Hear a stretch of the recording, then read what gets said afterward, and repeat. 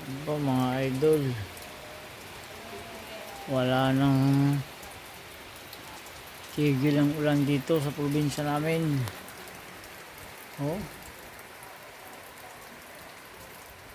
halos isang buwan ang umuulan dito, wala nang tigil. Yun nyo po,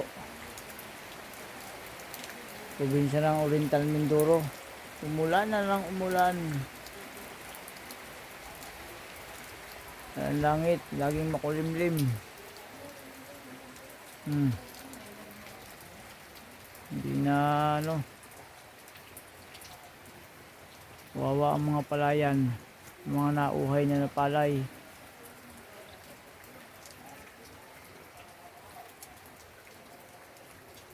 Baha na nga sa ilog.